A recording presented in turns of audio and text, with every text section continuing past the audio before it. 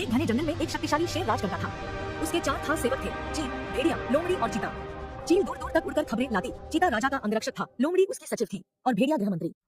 लेकिन उनका असली काम कुछ और ही था, शेर की चापलूसी करना। इस कला में वे चारों इतने माहिर थे कि जंगल के बाकी जानवर उन्हें चापलूस मंडली कहकर पुकारते थे। शेर शिकार करता, पेट भर खाता और बचा हुआ अपने इन वफादार सेवकों के लिए छोड़ देता। एक दिन चील ने आकर चापलूस मंडली को एक चौंकाने वाली खबर दी। भाइयों, सड़क के किनारे एक ऊंट बैठा है। भेड़िया तुरंत चौंक गया। ऊंट जरूर किसी काफिले से बिछड़ गया होगा। चीते ने अपनी जीभ चटकाई। अगर हम शेर को उसका शिकार करने के लिए मना लें तो कई दिनों तक दावत उड़ाई जा सकती है। लोमड़ी ने आत्मविश्वास से घोषणा की, यह काम मेरा रहा। लोमड़ी तुरंत शेर राजा के पास पहुंची।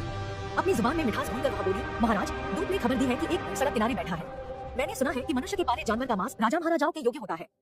क्या आप आज्ञा देंगे तो मैं आपके शिकार का ऐलान कर दूं? लोमड़ी की मीठी बातों में आकर शेर चापलूस मंडली के साथ उस जगह पहुंच गया। वहाँ एक कमजोर सा ऊंट निढाल बैठा था, जिसकी आंखें पीली पड़ चुकी थी। ऊंट की हालत देखकर शेर ने पूछा, क्यों भाई, तुम्हारी यह हालत कैसे हुई? ऊंट कराते हुए बोला, जंगल के राजा, इंसान कितना निर्दयी होता है, आपको नहीं पता। मैं एक काफिले में माल ढो रहा था पर बीमार पड़ गया। माल ढोने लायक न होने पर उन्होंने मुझे यहाँ मरने के लिए छोड़ दिया। आप ही मेरा शिकार कर मुझे मुक्ति दीजिए। ऊंट की कहानी सुनकर शेर को दुख हुआ। अचानक उसके दिल में राजाओं जैसी उदारता दिखाने की इच्छा हुई। शेर ने कहा, ऊंट, तुम्हें कोई जंगली जानवर नहीं मारेगा। मैं तुम्हें अभय देता हूँ। तुम हमारे साथ चलोगे और यही रहोगे। चापलूस मंडली के चेहरे लटक गए। भेड़िया फुसफुसाया, ठीक है, हम बाद में इसे मरवाने की तरकीब निकाल लेंगे। इस प्रकार ऊंट उनके साथ जंगल में आ गया।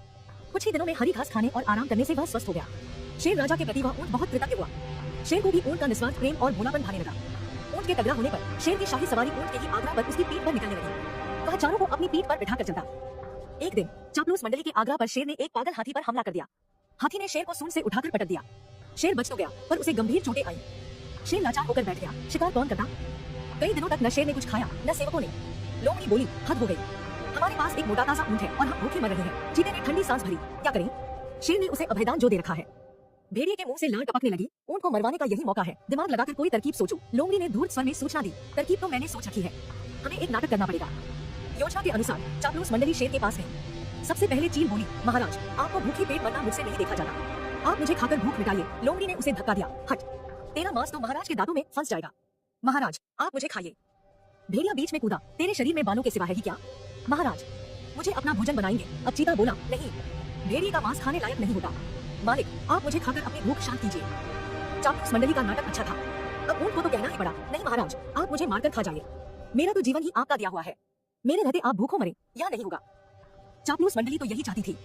सभी एक स्वर में बोले, यही ठीक रहेगा महाराज। अब तो ऊंट खुद ही कह रहा है। चीता बोला, महाराज, आपको संकोच हो तो हम इसे मार दें। चीता और भेड़िया एक साथ ऊंट पर टूट पड़े और ऊंट मारा गया। यह कहानी हमें सिखाती है कि चापलूसों की दोस्ती हमेशा खतरनाक होती है।